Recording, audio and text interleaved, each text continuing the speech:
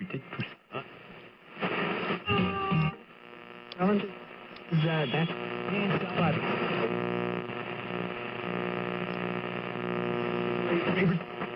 You know, these people. Cool.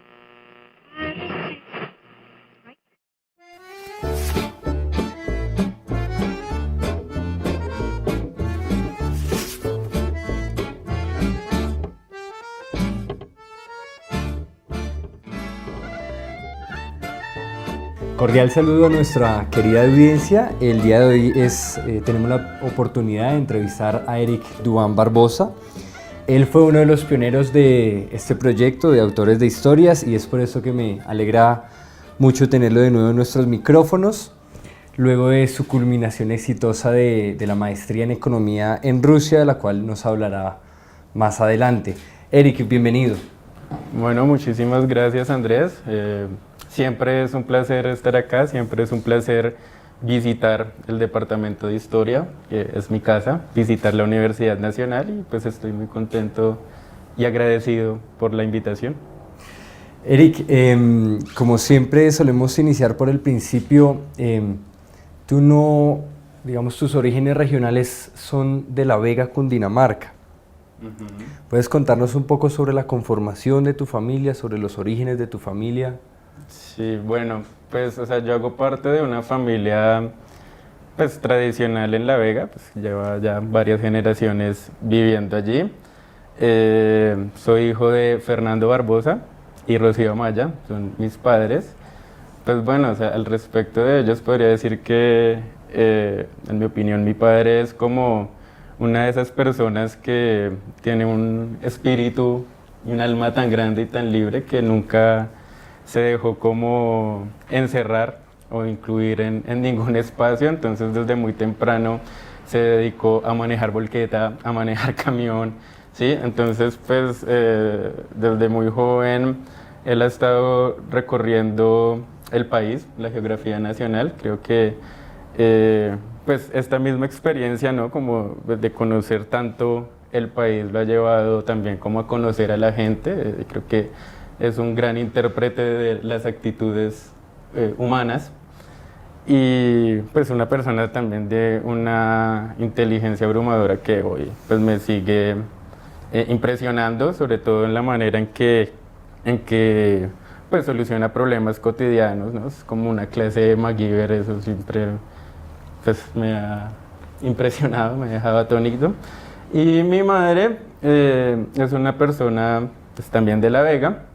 Es parte de una de esas grandes familias de muchos hijos. Yo tengo muchos tíos, muchos primos, además, y al igual que mi papá, creo que es una maravillosa persona, es una maravillosa mujer, con un sentido del humor que solo las personas de gran inteligencia y perspicacia tienen. Ella pues tiene la posibilidad de sacarle crítica y chiste a todo.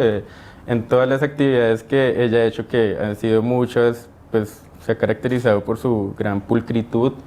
Eso, es una persona muy noble, siempre ha intentado como ayudar a las personas en la medida de sus posibilidades, con agradecimientos y pues desencantos, ¿no? Lo ha hecho, pero pues siempre ha estado allí pues como para su comunidad. Entonces pues soy hijo de estas personas.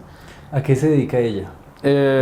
Pues mi madre y pues en general a mi familia han hecho como de todo en la vida, ¿no? Nosotros somos una clase de personas como comerciantes, como que estamos siempre cambiando. Entonces pues ella ha sido panadera, ha manejado carnes, ha tenido hoteles, supermercados, ¿sí? O sea, es una persona que no le ha quedado absolutamente grande hacer cualquier actividad y últimamente ha incursionado pues, también por sus propios experiencia en el cuidado de niños. Es un proceso que ahora nosotros pues, estamos como heredando un poco en La Vega. Ya tiene una guardería infantil. Creo que ha hecho una labor muy bonita, muy interesante y pues contribuido en la formación de las nuevas generaciones de vegunos, por lo menos. De vegunos. De vegunos. Muy bien, cuéntanos un poco sobre cómo es crecer en un pueblo de Cundinamarca, ¿no? Digamos el aspecto educativo, el ambiente social. Bueno, yo creo que pues, o sea, mis padres, pese a que no hayan tenido la posibilidad de acceder a la educación, ¿no? Por distintas razones, sí han sido como personas que han reconocido en la educación justamente un medio de ascenso no solo económico, sino también cultural. Entonces, creo que gran parte de mi infancia ha sido aprendiendo mediante el juego. Hemos estado jugando, pues igual las posibilidades que da un pueblo tan pequeño es que pues, los niños en su momento hayamos tenido la capacidad de experimentar, de jugar, ¿no? Pues mi abuela tenía una pequeña quinta llena de árboles, entonces pues el contacto con la naturaleza en los primeros años de mi vida siempre estuvo muy presente, pero por esta idea de la educación y de la motivación y el impulso que siempre tuvieron mis padres, pues muy temprano, a mis 9 años, salí de La Vega, dejamos de vivir de La Vega y nos trasladamos a Facatativá. Ya pues esto genera como un primer cambio, ¿no? Incluso por el clima, ¿no? De tierra caliente, tierra fría. Ya Faca es una ciudad más grande que La Vega, pues La Vega es un pueblo. Y pues allí ingreso a estudiar al Instituto Técnico Industrial de Facatativá. Entonces, respecto al nivel educativo dentro de Cundinamarca, siento que pues, o sea, con Faca y La Vega he estado dentro de los dos ambientes pues, que presenta este departamento, ¿no? Como el frío y calor, como un contexto donde más se encuentra una complejidad en la sociedad. Digamos, en Faca ya es posible encontrar personas con distintos intereses, distintas cosas dentro de su psicología que los hace variables. En La Vega es un poco más homogéneo. Entonces, pues eso ha sido. De hecho, esta experiencia, no sé, pues me lleva como a considerar ahora que se habla tanto como de la digitalización de la historia, ¿sí? De la historia digital, y que se asume como si todas las personas de mi edad seamos como una generación homogénea, unos nativos de la internet. Pues cuando uno tiene la experiencia muy de pueblo, pues nota que no, que esto no es tan homogéneo como se presume. Por ejemplo, tú sabes, Andrés, cuando tuve internet en mi casa en La Vega. Supongo que no. Hace un mes, hasta ahora voy a pagar la factura, entonces pues yo nazco, o sea, crezco como muy alejado de esto, y pues el haber estado como en poblaciones tan cerca de Bogotá, pero que a veces las distancias en términos culturales y tecnológicos son abrumadoras, pues siento que me ha llevado como a preguntarme otro tipo de cosas, ¿no? O sea, justamente por qué hasta ahora es que tengo internet, o sea, por qué no hay como una vinculación más efectiva, y creo que esta experiencia respecto a lo que significa de ser de Cundinamarca, pues me ha marcado y pues marca hasta ahora mi formación. Eric, ¿a ti te gusta viajar? Viajar, sí. Sí, efectivamente, ya les decía como el trabajo de mi padre en su mayoría ha sido en camiones, en volquetas, pues eventualmente también salí con él, también estuve jornadas en el eje cafetero, en Antioquia, en la costa misma, viajando y pues viendo como el mundo y creciendo en un mundo que no es el del turismo, sino justamente donde se mueven estas personas que están recorriendo el país, pero que pues no lo hacen para disfrutar y no conocen los lugares. Entonces sí me permitió como conocer un poco eso que hay detrás de las imágenes bonitas pues de Cartagena, sino el mundo donde el obrero pues trabaja. ¿Y en qué momento, digamos, te conectas con Bogotá o llegas a Bogotá? Bueno, En FACA vivimos 4 años. Yo hice de quinto hasta octavo en el colegio, pero pues somos 3 hermanos, ¿no? Cuando mis hermanos, que son mayores, yo soy el menor pues de la familia, crecieron, pues mi hermano mayor ya había entrado acá a la Universidad Nacional a estudiar psicología, mi hermana se graduó del colegio de FACA y pues empezó también a estudiar acá en Bogotá. Pues allí se tomó la decisión de trasladarnos todos a Bogotá. Yo ingreso a estudiar en el Instituto Técnico Industrial Francisco José de Caldas. Allí pues me gradúo. ¿En qué especialidad? En dibujo técnico. En dibujo técnico terminé mi educación técnica y pues nada, o sea, yo creo que este enfoque y esta cosa por la educación técnica pues también tiene que ver mucho mi padre, porque pues creo que en su ánimo de la educación también tenía un sesgo, y es que quería que mi hermano o yo al menos optáramos por una ingeniería, una arquitectura, un tipo de estas disciplinas. Entonces pues siempre hubo como la cuestión de la educación técnica, y pues yo me formé en educación técnica todo mi colegio. Como ya saben algunos, esta entrevista hace parte de un pequeño ciclo que estamos haciendo sobre egresados, y principalmente queremos abordar, digamos, el tema de las experiencias dentro del departamento y también pues los estudios de posgrado.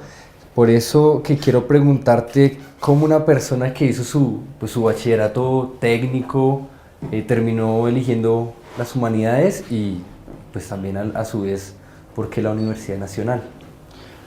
Bueno, esa pregunta de por qué humanidades, específicamente por qué historia, siempre es una pregunta bastante complicada. Pues no sé, yo siento que incluso las personas que han pasado por este mismo escenario, pues hablan como con una coherencia, como si prácticamente desde que nacieron la tenían claro, y pues todos sus eventos de la vida se fueron a historia.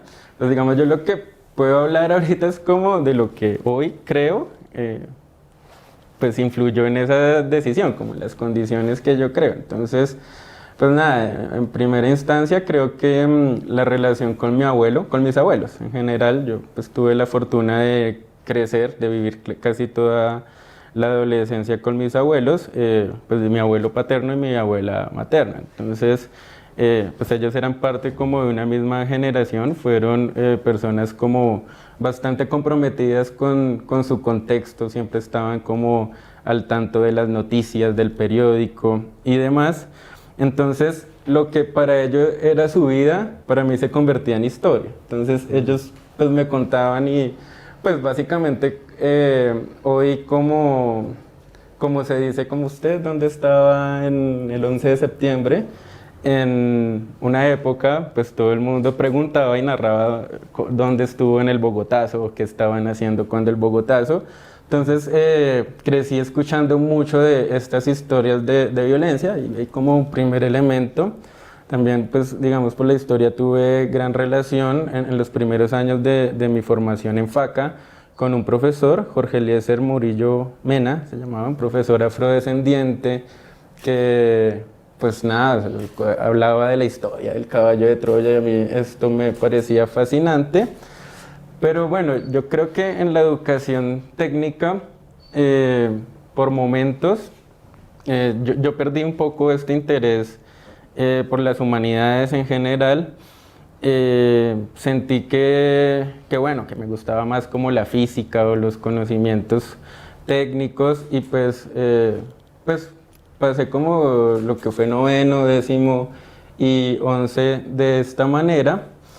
Y nada, o sea, llegó el punto como ya a finales en el que pues me di cuenta que estos conocimientos como que eran tan sencillos, ¿no? O sea, mi madre, siendo una persona que seguía con cierto juicio y regularidad los debates del Congreso, en los momentos, sí, yo creo que es de las personas de La Vega la única que ve ese canal, y pues donde salían como las denuncias de los falsos positivos, del paramilitarismo, pues llegó un momento en que pues yo sentí que pues que no entendía nada de esto, que la formación técnica sí me permitía ser como muy bueno en lo que hacía, pero a la vez un ignorante, ¿sí? Entonces esto pues empezó como a generar cierta inconformidad conmigo mismo, digamos en el 2008 que hubo esa crisis económica y que el mundo se tambaleó, pues yo no me di cuenta.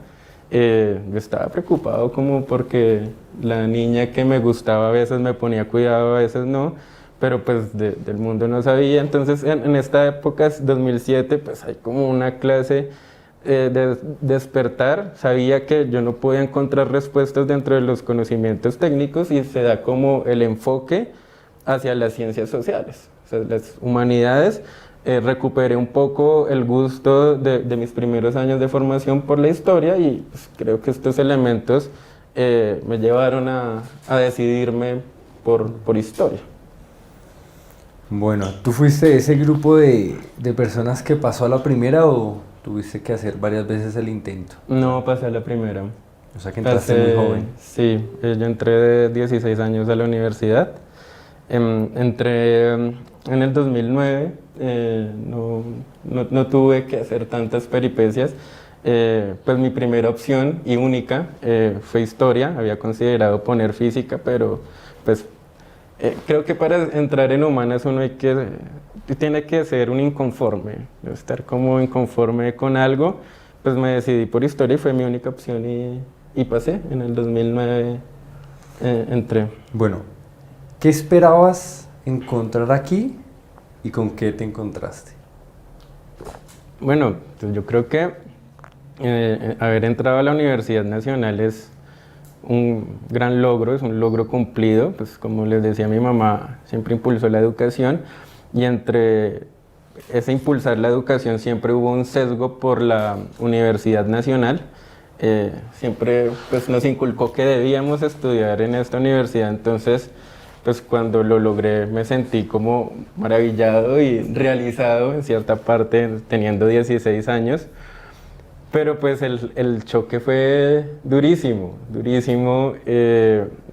Digamos ya cuando me enfrento a las aulas de clase, pues me di cuenta que yo no sabía leer ni escribir, ¿no? Que uno entra primer semestre y pues uno se siente desbordado con la cantidad de lectura, ¿sí? Que te piden leer libros de una semana a otra cuando uno no tenía un ritmo de lectura y que además en las clases te exigen ir como más allá, no solo de lo que dice el libro, sino como la intención, en qué contexto aparece, demás. Entonces, pues eso fue para mí chocante. Venía de ser el mejor en el colegio a no ser nadie. Pues mi primera calificación en la universidad fue un 2.3 en una reseña que presenté para el profesor Campos. O sea, que es claro que fue traumático. Bueno, no perdí ninguna materia porque, bueno, o sea, intenté hacerlo, pero pues ninguna tampoco superó la escala de 3. Pues, creo que mi mayor nota en el primer semestre fue un 3.8. Si uno toma las calificaciones como un criterio para ver como el rendimiento, ¿no? Entonces, pues fue dramático.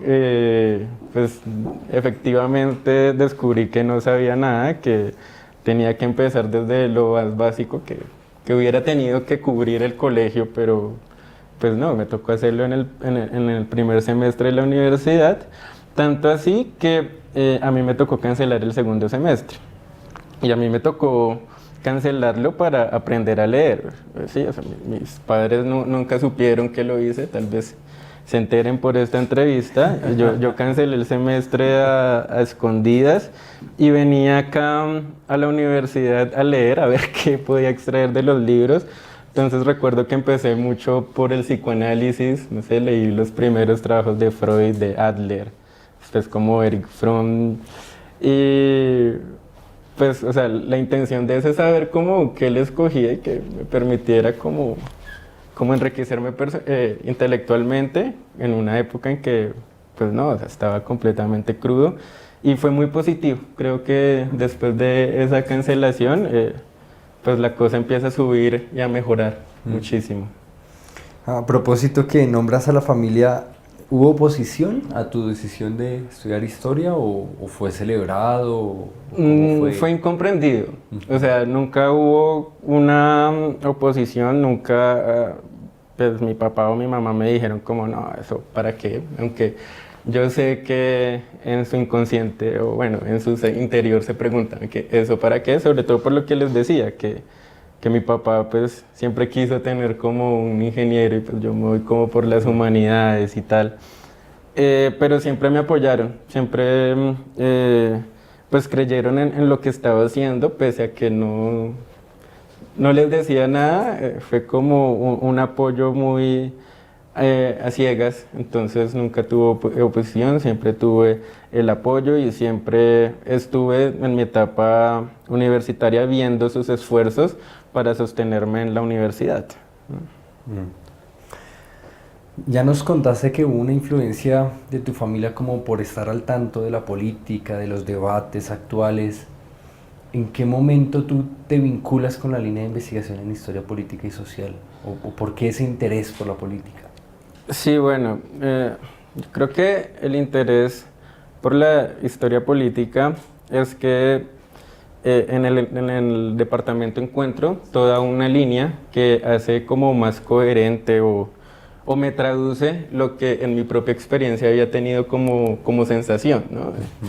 Entonces, digamos, yo soy una persona que se formó en el Estado, ¿no? Mi educación toda fue pública, desde el jardín infantil hasta la universidad en Rusia fue público, ¿sí? O sea, todo lo hago y pues creo que sin haber sido por el apoyo del Estado, yo no hubiera podido estudiar y pues avanzar profesionalmente, pero es un apoyo que encontré como insuficiente, ¿sí? Es un apoyo pues muy tímido. En Colombia, bueno, sí, la educación es barata, pero digamos a mi familia le costó pues empobrecerse, salir de la vega, pasar varias penurias, no sé, rebuscarse para sostenernos en la universidad. Entonces, pues esto necesariamente llevó a preguntarme como, bueno, o sea, ¿qué está pasando? Porque estas condiciones que yo vivo, que viven muchos, además pasan en Colombia y no en otros lugares.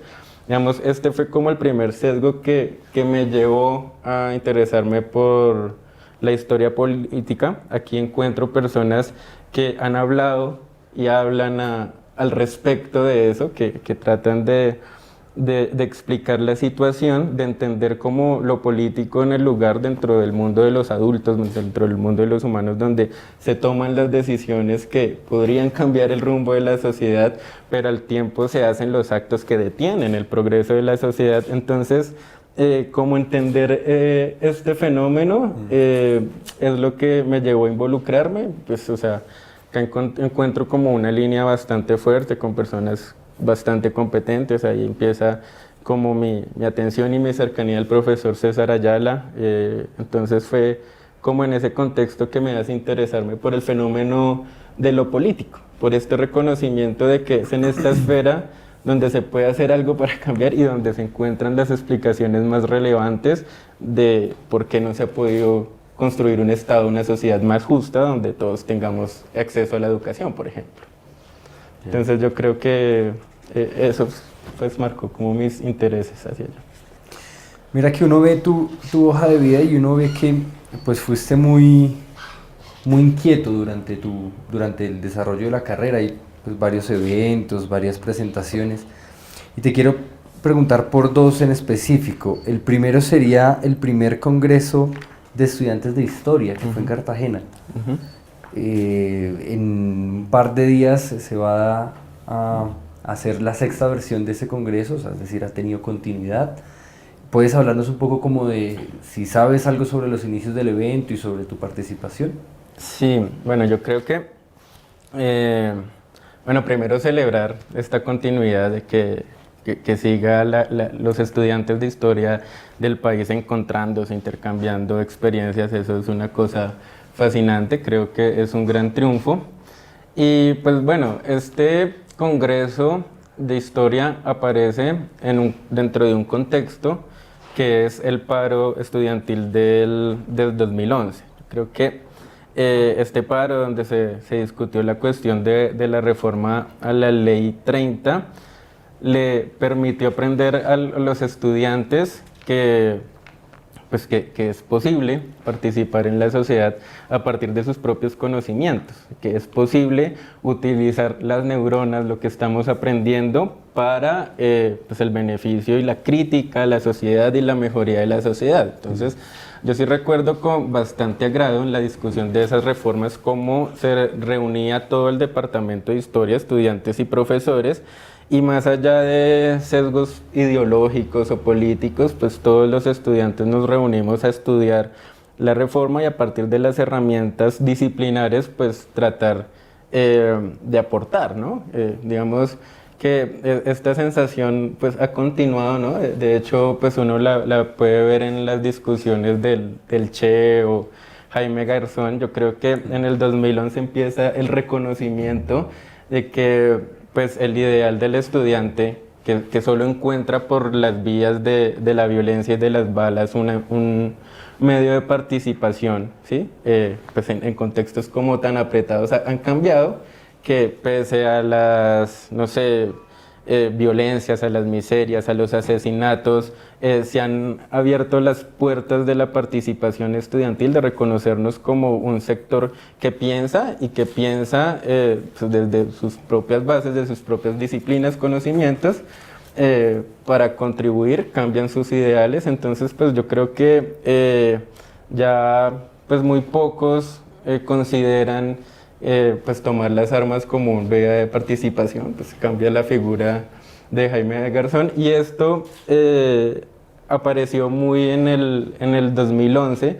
De hecho, yo recuerdo el famoso abrazo de los policías, de los militares, que pues entre los estudiantes mayores generó una profunda indignación, pero pues, o sea, personalmente a mí eso me demostró que el estudiantado está dispuesto a cambiar de lógica, de radicalismo, de violencia, que no se admite el mundo del otro, sino que, bueno, podemos cambiar de lógica, no olvidar, sin duda, pero pues pensar las cosas de una manera que generen más explicaciones, más formas de cambio y más. Entonces, pues esto quedó como en el ambiente.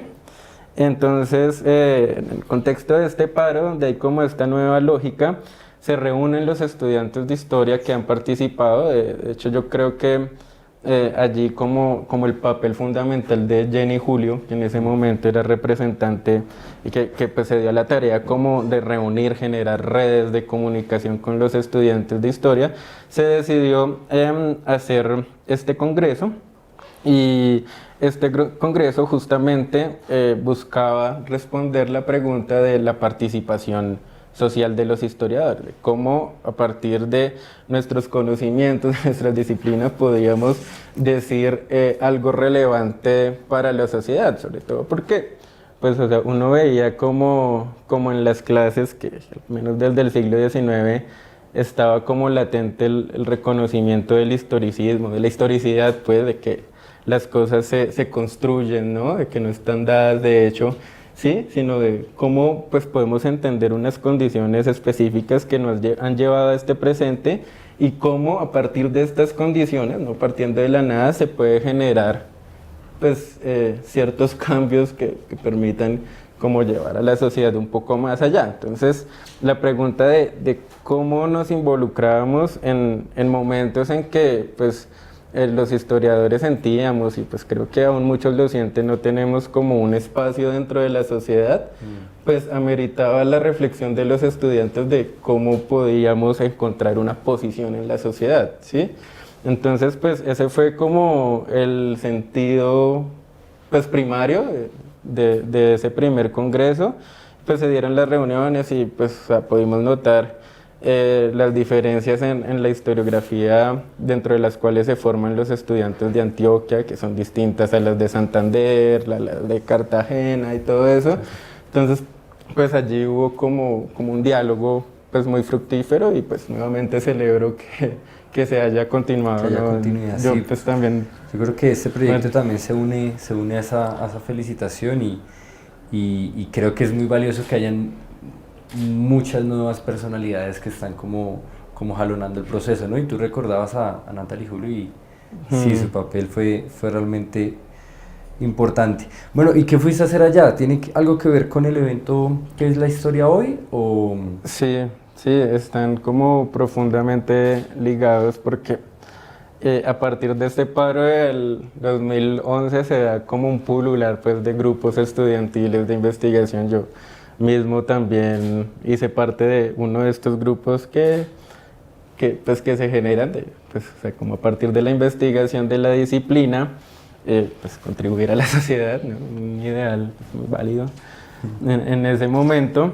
Entonces, pues buscábamos como respuestas, entonces organizamos el evento que es la historia hoy. Fue un evento acá del departamento de historia, fue durante 3 días en julio del 2000. Sí, en junio, fue en junio del 2013.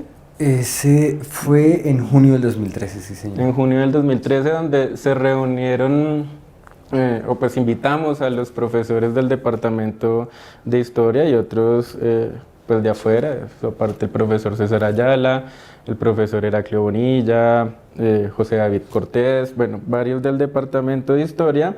Y otros que siempre han estado ahí, ¿no? Como el profesor Medófilo Medina, pues, del Departamento de Historia, y el profesor Renan Vega Cantor. Y pues la idea es que nos explicaran, pues, o sea, pues para nosotros no era tan evidente cómo sus trabajos, su investigación histórica se involucra con las cuestiones que sentíamos como lesivas en el presente. Entonces, pues, digamos, el evento pues sí trató de que pues ellos que eran los maestros, los experimentados nos aclararan pues cuál es el papel social de la historia y cómo las investigaciones se ajustan para responder problemas que son del presente pues por medio de la investigación histórica. Entonces fue un evento muy nutritivo. Pues yo al congreso de Cartagena fui con una ponencia donde pues traté de integrar las conclusiones de los profesores,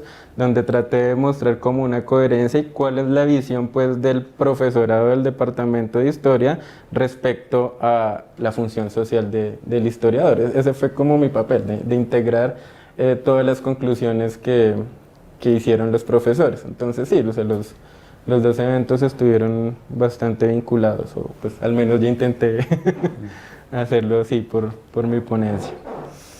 Y como siempre llega el momento en el que hay que graduarse y hay que hacer una tesis, ahora se están, digamos, impulsando más tal vez las pasantías, las materias de maestría, pero tú optaste por la tesis.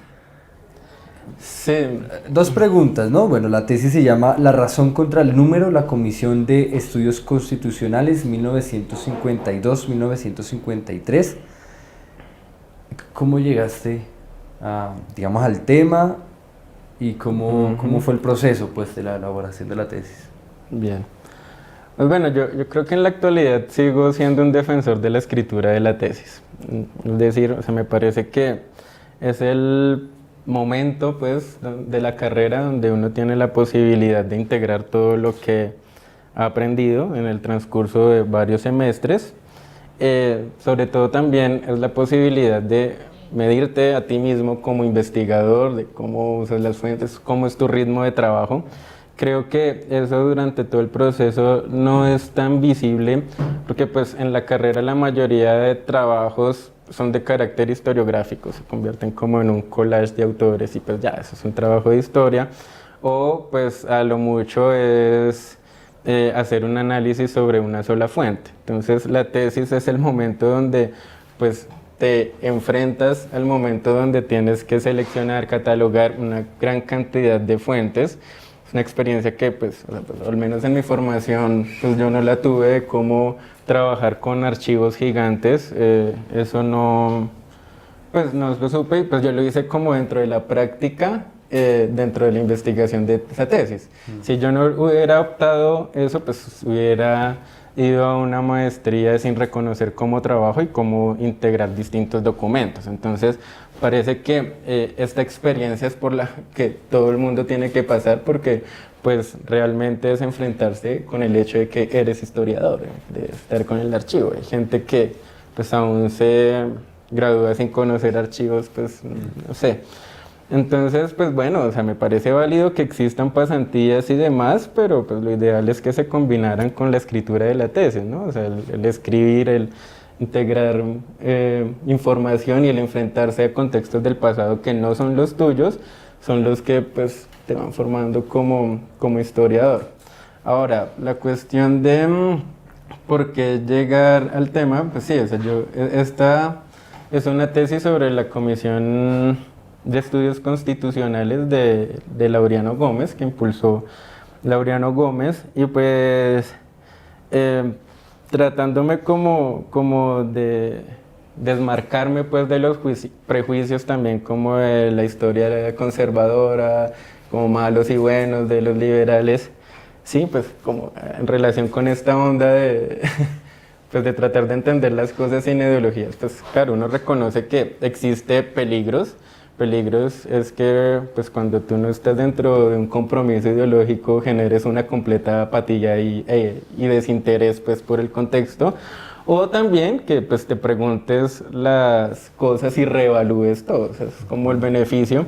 Yo lo intenté hacer así, pues notaba que en Latinoamérica en los años 50 pues había como cambios constitucionales, el mundo pues estaba volviendo hacia el estado de bienestar, hacia la intervención del Estado en los asuntos económicos y políticos y demás, como la idea de integrar a toda esta gente que había quedado por fuera del liberalismo del siglo XIX, pues uno nota que Colombia, pues al menos en términos constitucionales, no entró dentro de eso, pues continuó con su misma constitución y pues me pregunté pues cómo habían funcionado estos eventos, ¿no?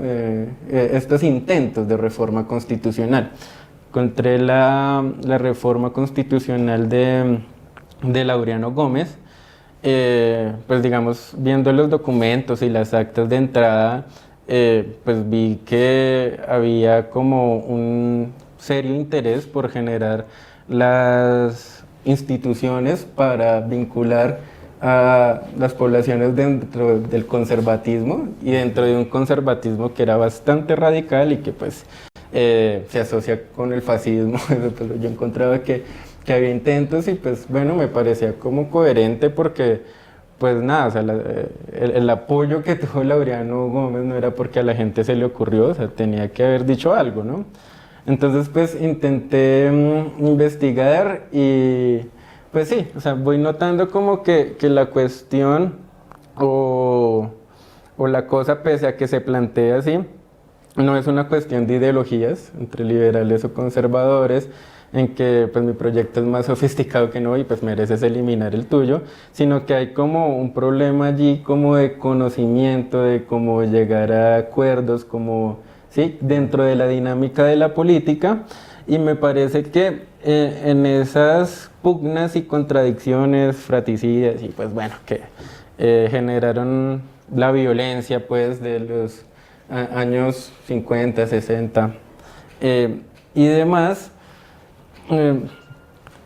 sí, era una cosa más como del conocimiento, ¿no?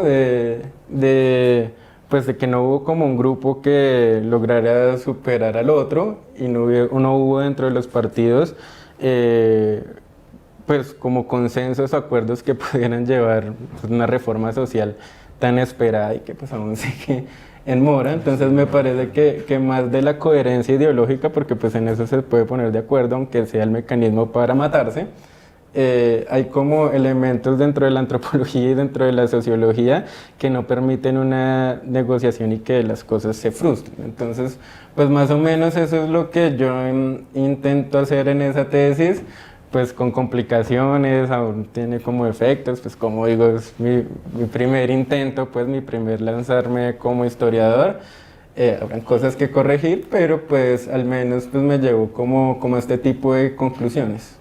Sí, eso fue la razón contra el número. Y ya para cerrar esa primera parte,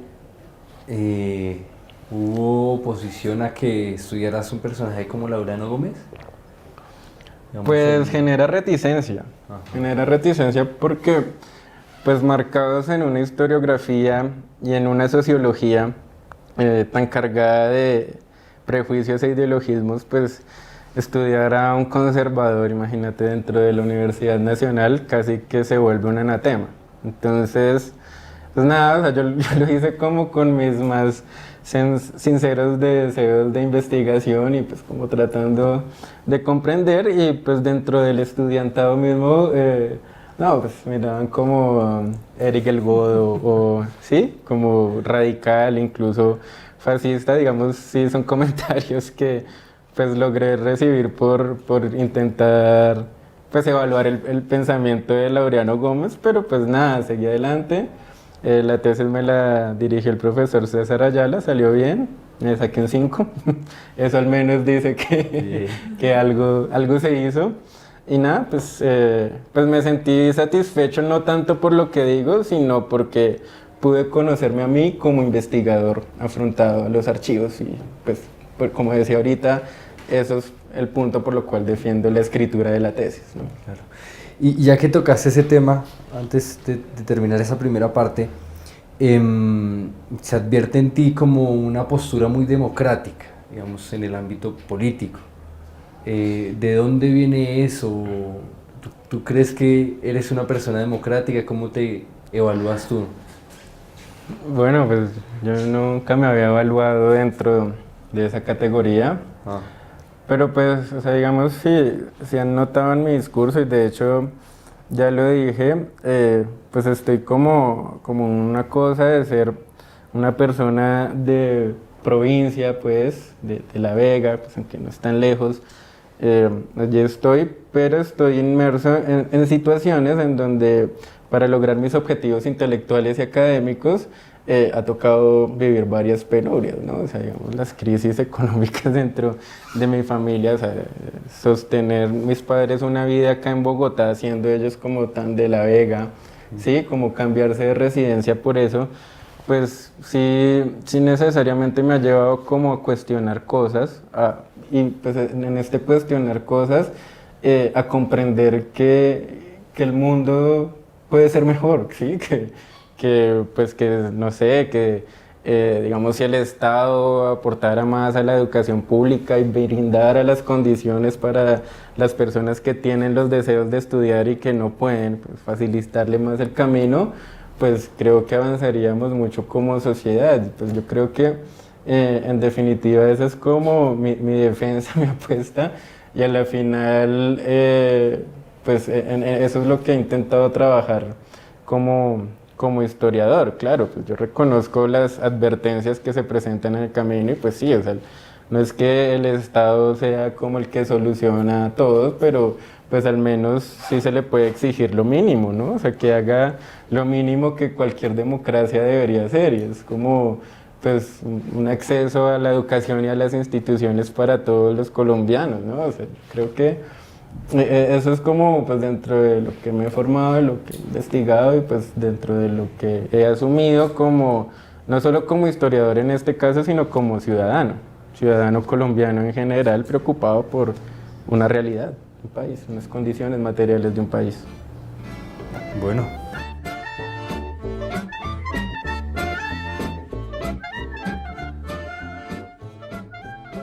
Eric, terminas tu carrera, recibes tu título y ¿qué tenías pensado de ahí en adelante? Pues no tenía pensado mucho, ¿no? Esa es mi preocupación en la última etapa de la tesis, era terminar la tesis. Ah. Entonces, pues salgo de la Universidad Nacional y pues me siento un poco a la intemperie, ¿no? O sea, pues, digamos, sale, digamos, pues mi primera obligación un poco y necesidad era como la de buscar trabajo. Pues encuentro como unas pequeñas clases en Formarte y demás, pero pues la verdad no encuentro como gran posicionamiento social, pues o sea, como muchas resistencias, o sea, digamos, a mí me fue como, pues me fue difícil como la cuestión de conseguir un empleo, además que sentía la carga, pues como les decía, la cuestión familiar, ¿no? O sea, yo ya sentía que bueno, ya ya me tocaba como intentar contribuir y pues devolver estos esfuerzos. Entonces en principio fue difícil, pues bueno, entro acá a trabajar al departamento de historia con el profesor César Ayala. Es en ese momento que se da como la fundación pues de este programa de autores de historia. Fue como muy a propósito de la línea de historia política, pues como que queríamos hacer algo donde se expusiera más el programa. De hecho, pues bueno, la idea inicial un poco era pues hacer un programa netamente historiográfico donde pues donde especialistas hablaran de historiografía, de distintos temas, de distintas corrientes, y que nos trataran de expresar como los límites dentro de la investigación histórica y la agenda que quedaba por hacer, ¿no? Bueno, eso pues digamos suena muy bien, pero ponerlo en términos prácticos era un poco descabellado, porque pues era hacer sendos balances historiográficos semana por semana, encontrar un profesional que pues hablara de la historiografía y demás. Entonces pues cambió el formato, que es un poco el que tiene ahora, que pues ha sido muy afortunado, donde los historiadores pues vienen y hablan pues, de sus propias experiencias. Pero digamos, aún así, yo sí sentí como un poco el bloqueo, un poco como a nivel social, que pues mis actividades, mi conocimiento, toda la rigurosidad que imprimí en mis épocas de estudiante de historia, pues no eran como reconocidas. O sea, pues entraba como a pasar una etapa allí de frustraciones, ¿no? De cuestionarse cosas. Claro. Y pues cuando uno no está satisfecho, pues intenta buscar respuestas, y cuando uno no tiene trabajo como historiador, pues uno ¿qué hace? Estudia más, ¿no? Entonces ahí sale como la idea de buscar una maestría.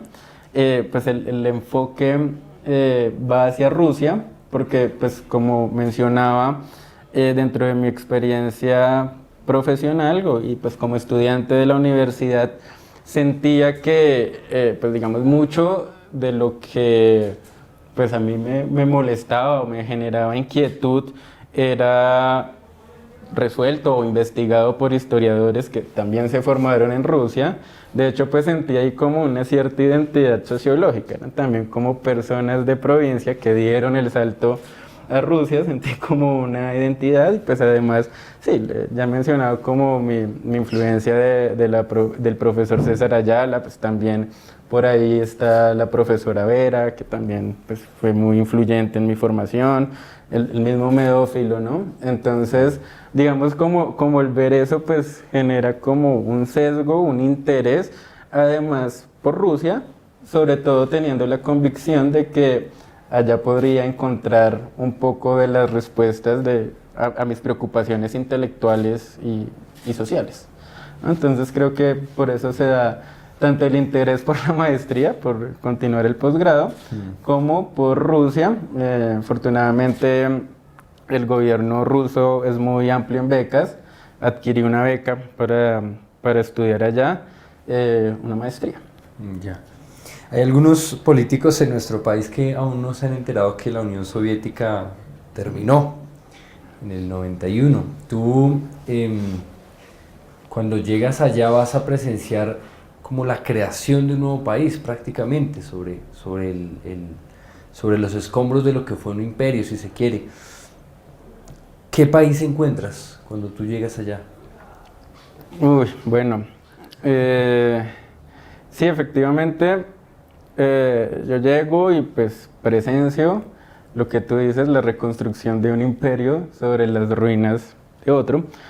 Pero, digamos, toda como esta ilusión intelectual y pues como encontrar ciertos formatos se ve como en una situación complicada, porque el imperio que encuentro y que se está reconstruyendo actualmente en Rusia es una sociedad, un estado en el que se combina una alta presencia dentro de la gobernabilidad de la Iglesia ortodoxa rusa. Eso pues, genera como un primer choque y un llamado de atención, ¿no? O sea, como pues ver el país que había sido, ¿no? Tan ateo incluso, y pues que hay un proceso como de reconstrucción, de elaboración de las nuevas iglesias, de pues reconstrucción de las iglesias ortodoxas, y pues nada, digamos, estos grandes líderes de la iglesia son personas que tú cotidianamente ves en los estrados del gobierno. Entonces esto generó como un primer impacto dentro de lo que yo conocía como historiador de lo que había sido la Unión Soviética al mundo que se me enfrentaba hoy. Y el otro aspecto que encontré como llamativo, interesante, pues es esta sociedad o el tipo de capitalismo que se crea, que se establece en Rusia, que es un capitalismo bastante radical, ¿no?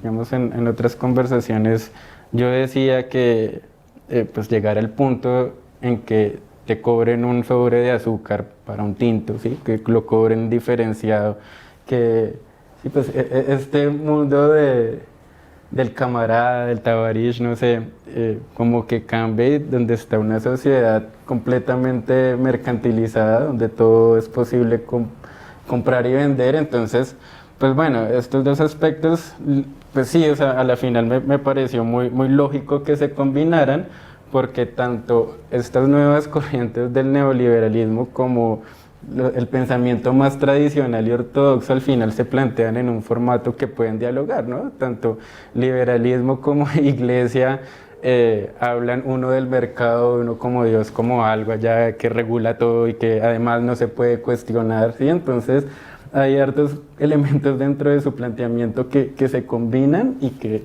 permiten su funcionalidad. Tal vez por eso a estas corrientes neoinstitucionales se les llame también conservadoras, ¿no? O sea, parece que se plantean en un mismo formato, y es la sociedad que me encuentro mayoritariamente en Rusia, una sociedad que ha intentado como correr estas instituciones que servían de colchón dentro de la economía, ¿no? Como la familia y demás, y eso pues para hacer una cosa más individualizada, y pues creo que esa fue la primera impresión y el primer gran contraste de lo que yo esperaba, pues de lo que había aprendido como historiador, a lo que ahora me encuentro como una persona que ahora está en Rusia y que empieza su formación en Rusia, ¿sí? Creo que eso. Yo recuerdo mucho que en conversaciones anteriores tú decías, llegué al invierno más frío hace mucho tiempo, o sea, llegaste a Rusia en pleno invierno. ¿Cómo fueron esos primeros meses, no? Digamos, la lucha contra el clima, el idioma, estar... Pues... creo que eso fue dramático, ¿no? O sea, efectivamente, decía la prensa que era el invierno más crudo en décadas, como unas 5 décadas, o sea, hacía mucho. Moscú no había tenido, pues en principio, un invierno tan largo. Pues yo llegué allá como a finales de octubre y ya estaba la nieve, y en ese invierno era mayo, era la celebración del 9 de mayo, la fiesta patria rusa por excelencia, y nevó, ¿sí? O sea, fueron casi 6 meses de invierno, ¿no? Y eso, pues, su prolongación y en su intensidad, ¿no? Hacía mucho tampoco, según registraban, no me consta, según registraba la prensa, las temperaturas descendieron al -30 varios días seguidos, -31, eso pues hacía rato no pasaba. Creo que está hablando del cambio climático que pues, a todos preocupan y demás. Entonces yo lo vi. No, ojalá todos preocuparan. El problema es que no todos nos preocupa, sí, pero sigue. Bueno, eso. Y pues lo otro que pues, o sea, me pareció como difícil de soportar y acostumbrarme es a la oscuridad. Creo que uno como latinoamericano vive muy en torno a la luz, o aún con los ciclos del clima muy pegado ahí. Y nada, pues o sea, vivir en un mundo donde amanecía a las 9 de la mañana recién, ¿sí? Y donde anochecía a 4 de la tarde, pues eso, no sé, o sea, sentía como vivir en las tinieblas. Ese fue como un primer choque muy importante que pues generó pues, varias, no sé, perplejidad, ¿no? Y pues otros, muchos factores, era encontrarse una sociedad nueva, efectivamente, un idioma, una cultura del cuerpo diferente, ¿no? Yo creo que pues como latinoamericano uno cuida mucho de su cuerpo y el espacio privado, ¿no? O sea, las personas en América Latina, clase media, eso siempre procuran tener una habitación individual, ¿no? Allá era todo y pues digamos, llegó a vivir con un ruso, una persona de Turkmenistán, un vietnamita, y pues el ruso dormía desnudo y pues okay. Para mí el primer impacto, el baño, o sea, las duchas eran compartidas y pues nada, todo tapado y pues o sea, todo el mundo como en su desnudez y era como normal, ¿no? O sea, como estos hábitos que uno es tan reservado, pues allá se pierde y se pierde como en cierto sentido la noción de intimidad, ¿no? Que es como tan celosa acá en América Latina.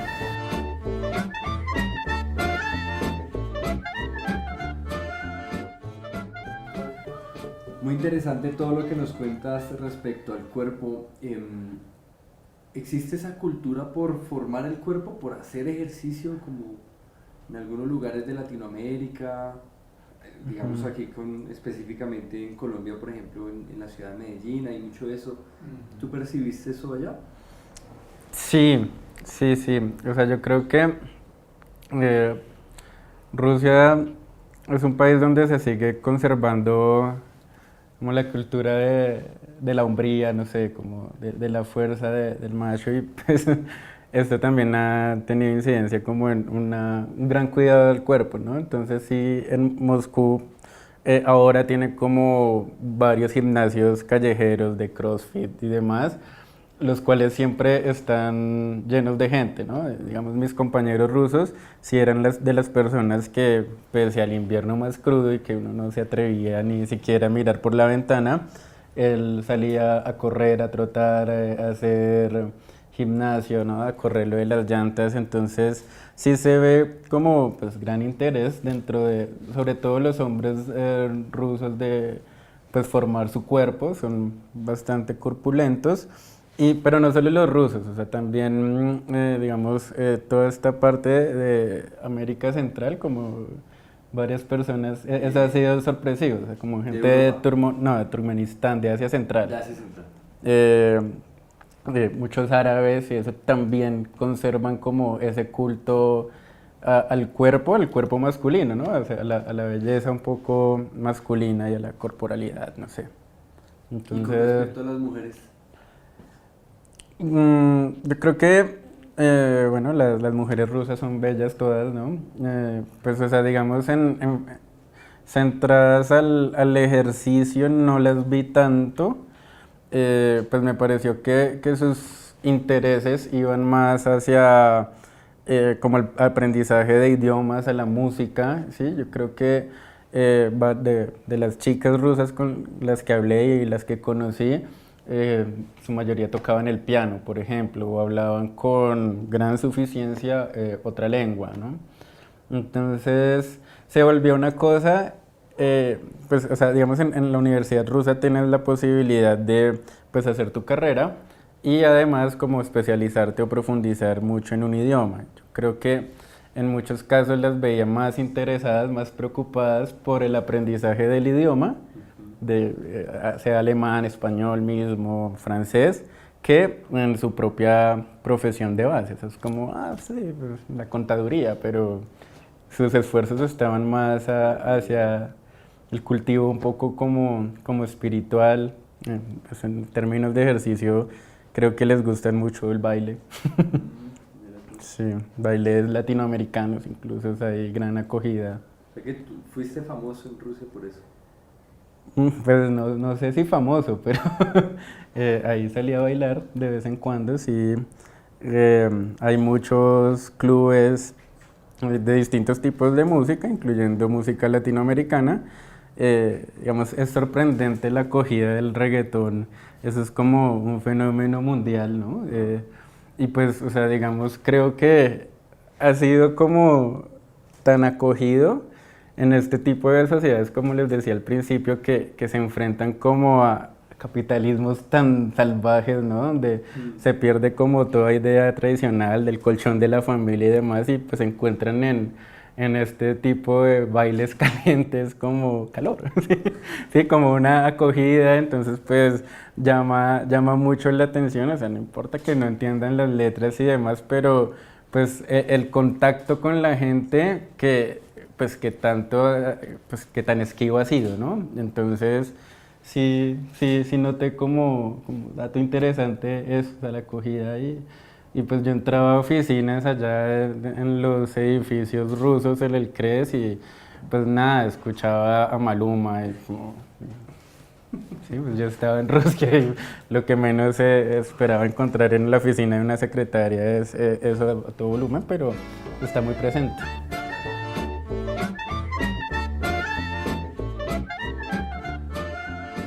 Eric, antes de pasar a la parte, digamos, más académica, a mí me gustaría que nos contaras un poco como la cotidianidad que tú percibiste, que tú viviste, digamos, con respecto a la comida, sé que practicaste danza en la universidad, ese tipo de cosas, que nos contaras un poco.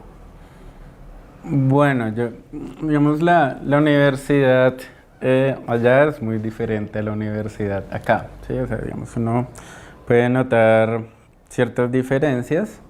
Digamos, la primera es eso, digamos, en las residencias universitarias que son muy activas, de hecho son muy hacinadas, ¿no? Pues vivir 4 personas en cuartos que eran diseñados para 2 o máximo 3, pues genera como complicaciones. Entonces la cuestión justamente de pensarse el espacio privado no está como en el centro de las preocupaciones rusas. Entonces yo creo que pues por esta misma condición la universidad misma te obliga a salir, ¿sí? O sea, tú no, pues o sea, si te quedas todo el día en la residencia te deprimes, ¿no? Ya como el nivel de preocupación y organización que tienen por lo social, eso aún se conserva muy bien, pues obliga a que uno salga. Y, pues digamos, Moscú es una ciudad que está como completamente conectada en términos de transporte. Estando en Moscú, escuché que Peñalosa dijo que el metro subterráneo era un nido de ratas, y pues dice eso yo viendo el metro de Moscú, que pues donde cada estación prácticamente es un museo, donde la frecuencia es cada 30 segundos, ¿sí? De un tren a otro.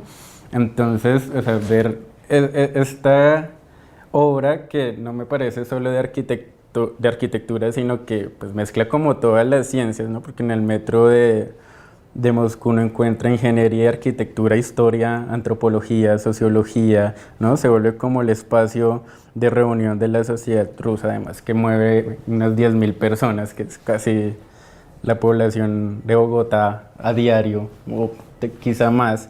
Entonces, pues, o sea, digamos, ver como el nivel de organización de esta sensibilidad respecto a la comunicación y el transporte, pues hacía como la vida mucho más agradable. Tú tenías la facilidad como estudiante de ir a los museos, también el acceso a la cultura me parece económico realmente.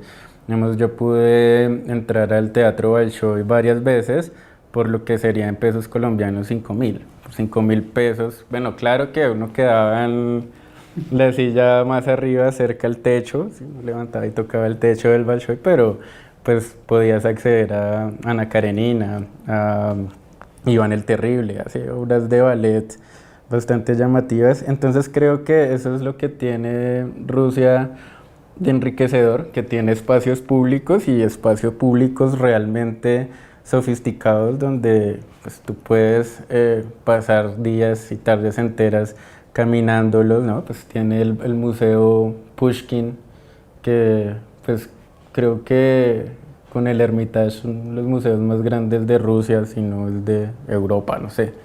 Sí, pero pues puedes acceder, ¿no? Entonces la vida cotidiana, o sea, es cuestión de levantarse y salir.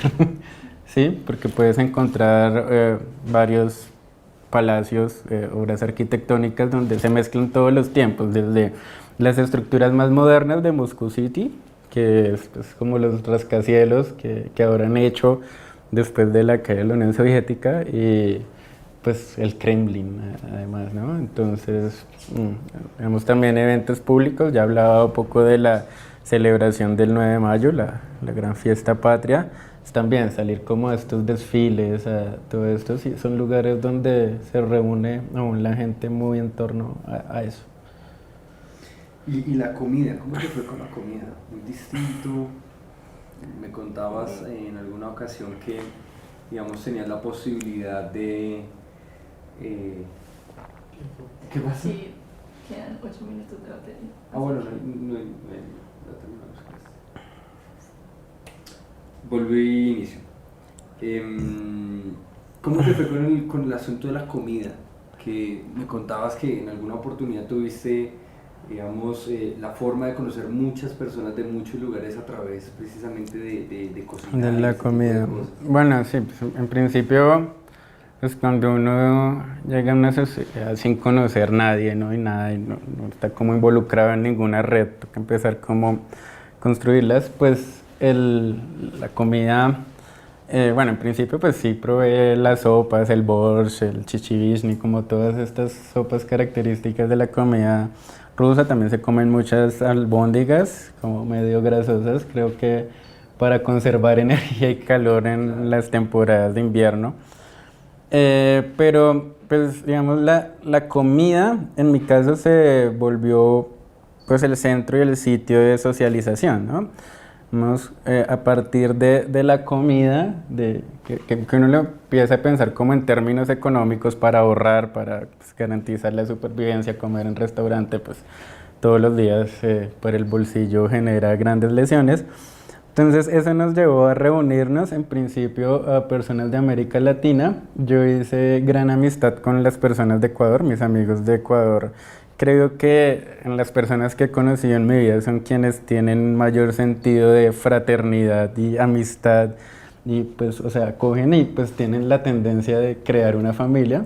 Se hizo en torno a cocinar almuerzo, entonces pues ahí intercambiábamos recetas pues dentro de lo que uno medio sabía cocinar acá como colombiano, pero lográbamos hacer sofisticados banquetes con sabor latinoamericano y productos rusos.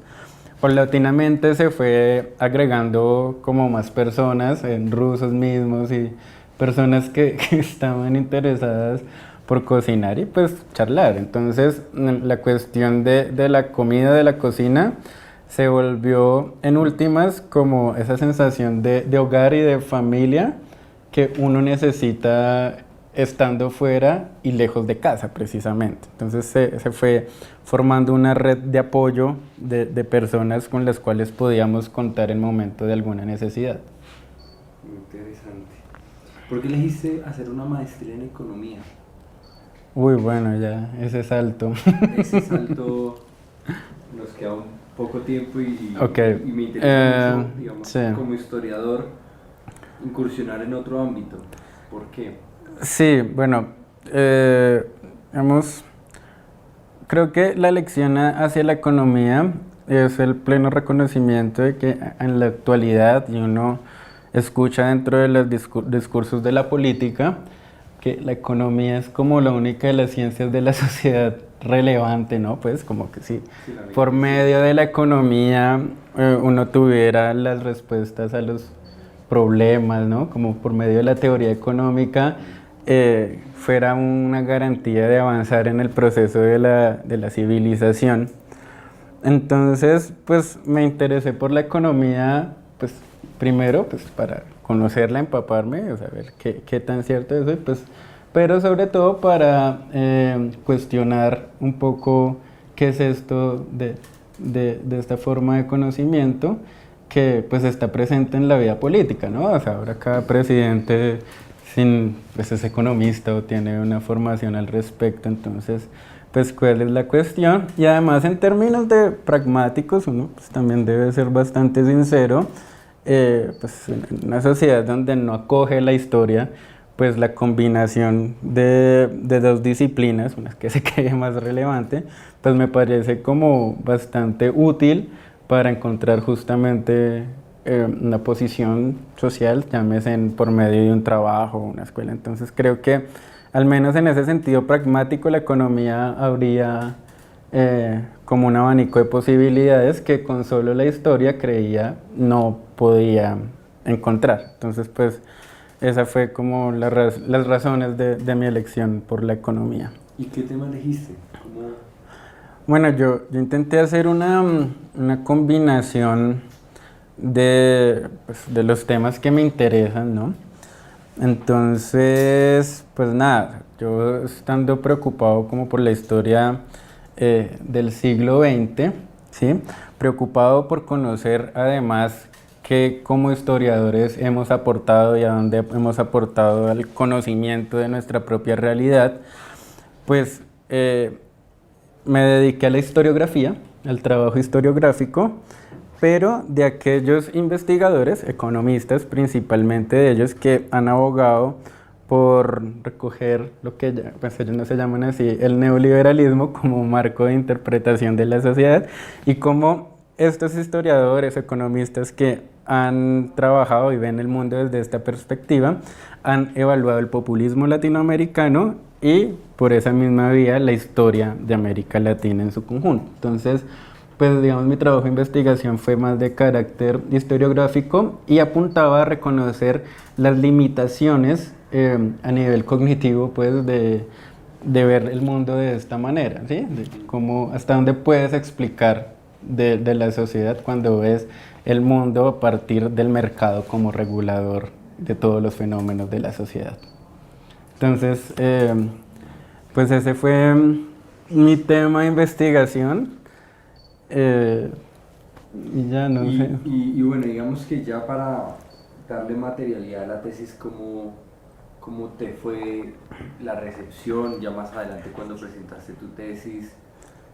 Porque, es decir, ir de una disciplina a otra y tras el hecho ir a pisar un punto sensible y a tocar un punto como muy trascendental, pues yo creo que debe ser. Y lo pisé y fue dramático, fue completamente dramático, porque sí, como tú dices, este cambio de disciplina genera cierto drama, sobre todo en disciplinas que se creen y se consideran tan sólidas como la economía. Entonces, pues nada, en mi tesis yo empiezo como a tomar los grandes teóricos de este mundo neoliberal, principalmente Hayek, principalmente Milton Friedman y otros, y pues señalo como las consecuencias de no haber asumido la historicidad, ¿sí? Esta concepción que pues creemos descubierta por los historiadores de que las cosas tienen que primero transformarse, que ¿sí? Todo es un proceso, que no se puede dar como el mundo dado, ¿no? De que el mundo, siempre, como creen ellos, que el mundo está pujando siempre para establecer las relaciones de mercado. Entonces pues yo entré como a criticar eso, pues eso me pareció como bastante anacrónico y me parece que sobre todo elimina la posibilidad de descubrir algo nuevo, porque pues si tú crees que el mundo funciona con un ciclo económico, pues la vida siempre se repite y pues novedad no existe. Entonces pues entro como a criticar esto que se creía como tan sólido, tan firme dentro de la teoría económica, ¿sí? Pues entro a decir que, por ejemplo, Hayek es un señor que, pues sí, que critica el Estado por sus propias condiciones sociales, que sufrió el Estado dinástico, sufrió el Estado socialista, sufrió el Estado nazi, ¿no? Pues en la Austria, pues donde pues tiene como estas experiencias con estas formas de Estado tan dramáticos, pues me parecía lógico que pues dedicara sus esfuerzos a criticar y satanizar en algún punto todo tipo de intervención, llegar a un punto donde decir que pues la vida se soluciona cuando hay solo individualidad, ¿no? Entonces pues creo que sí toqué como estas fibras tan sensibles y fue curioso porque uno de mis jurados era un profesor boliviano muy crítico a Evo Morales justamente, que pues había basado su vida dentro del neoliberalismo como marco de reflexión y de interpretación de todo, y pues fue curiosamente el que le generó más impacto, ¿no? Entonces, en el momento en que yo sustentaba, él intentaba todo el tiempo callarme, cortar mi discurso. Los profesores rusos tuvieron mayor recepción, ¿sí? Recibieron receptividad, recibieron mi discurso, pues, mis tesis, mi investigación de una mejor manera. De hecho, mi director de tesis, que se llama Vladimir Davidov, que pues, es muy reconocido en el ámbito latinoamericano, pues sí defendía cómo pues, haber desentrañado esto dentro de las bases epistemológicas del neoliberalismo, entiende como mucho de su carácter y de su acción política, que termina como eliminando todas posibilidades de agrupación, todas posibilidades de pensamiento. O sea, pensar algo más afuera se vuelve como algo que se asocia con el pensamiento primitivo inmediatamente. Pero pues este señor, este profesor de Bolivia, pues nada, pues reaccionó dentro de la forma más violenta que podía, y era ponerme un cero en mi investigación, y pues o sea como, y se exaltó, ¿no? O sea, fue dramático. Pues para mí fue lamentable porque pues a fin de cuentas cerró las posibilidades de diálogo, ¿sí? O sea, ya se convirtió en una cosa de confrontaciones, y pues o sea, yo no pude como decirle como, hey, podemos reflexionarlo, tal vez puedo conceder. No, él solo me decía, ¿y dónde están las cifras? ¿Dónde está la estadística que dice que el neoliberalismo falla? Pero, o sea, como completamente pues, de mal genio. O sea, como si todos los populistas ahora recurren al neoliberalismo para solucionar sus crisis, ¿no? O sea, pues no sé, o sea, sí como que corrió ahí el banco, y pues sí sentí como lo dramático de este cambio disciplinar, de que pues al menos hubiera tocado como exponer mejor las cosas y eso, pero pues nada, o sea, igual pues por el apoyo de los otros jurados eran 5, incluyendo este profesor, y 2 evaluadores externos. Los evaluadores externos fue el profesor Ivanovsky y otro que ponía la universidad. Bueno, ellos mandaban como su reporte. Y ya, pues bueno, o sea, finalmente pude graduarme, pues había tenido buenas notas, y pues pese a este drama que pues me enseña la lección de cómo es que uno debe proceder con otras disciplinas, pues logré mi título de Magister, ¿sí? Ya ahorita el diploma está como en proceso de apostilla, de convalidación. Entonces, pues, estoy a la espera de ya ser un magíster en economía reconocido por el Estado colombiano, que es lo que me falta. Es un proceso complicado, ¿verdad? Sí, eso dicen, que o sea, muy demorado. Pues yo no lo he iniciado porque también es demorado en Rusia. Entonces, elegir, bueno, la apostilla, Rusia demora 45 días hábiles, cuando acá en Colombia pues es en un día apostillar un documento. Entonces, pues yo me tuve que devolver, mi diploma quedó allá en proceso de apostilla, estoy esperando a que me llegue por correo. Y ahí inicio los trámites para convalidar pues, con el Ministerio de Educación colombiano, ¿no? Pues, o sea, creo que hasta ahora tengo todos los documentos, pero sí dicen, pues, por muchas experiencias, que llega a demorar 8 meses o quizás más. Entonces, pues, esperar a ver, es como el drama de la gente que pues intenta formarse afuera y que pues encuentra como ciertos obstáculos para Hacerlo. para ya empezar a... ¿Pensás en continuar el doctorado en Rusia? Sí, ahora lo pienso, lo considero. Quiero volver a mi casa, a la historia. Sí, creo que pues desde la historia puedo como pues tener más libertad de pensar como las cosas en economía me sentí como muy encerrado, quiero volver a la historia, a la investigación histórica. Sí pienso en un doctorado, pero pues por ahora, no sé, quiero darme un tiempo para publicar como lo que hice en mis tesis.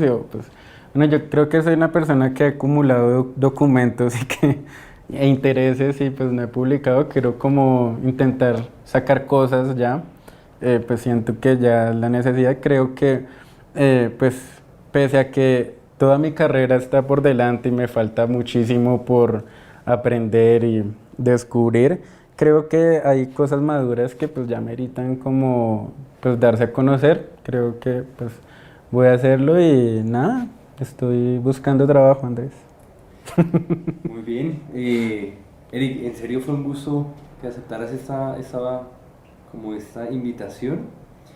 Digamos que muchas veces hay ciertas personas que no toman esa decisión de salir del país, lo ven muy difícil, económicamente poco viable. Y bueno, en parte este ciclo es precisamente como para animar un poco o para que la gente evalúe qué beneficios tiene y qué riesgos tiene hacer su posgrado afuera. ¿Volverías a Rusia? Volvería a Rusia, Sí. y volvería a salir 1000 veces, claro, es una experiencia que sobre todo cambia la manera en que uno lee el mundo, ¿no? O sea, ya hasta la concepción de espacio y distancia cambia, ¿no? Pues viví ya 11.000 kilómetros de casa, pues creo que eso cambia mucho las nociones. Es una experiencia que recomiendo, sobre todo también permite como aumentar tus barreras de tolerancia, de ser persona del mundo, ¿no? Y eso, y pues a la final es algo que no hubiera logrado si no hubiera pasado por la Universidad Nacional de Colombia. Pues por eso cae, pues por eso también les agradezco mucho por la invitación y por volverme a acoger aquí en la casa. Muchas gracias.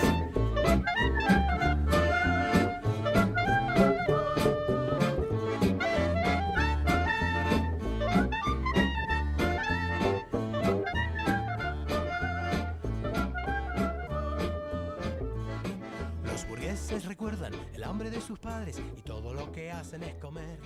O te pones un traje y comes lo que quieras.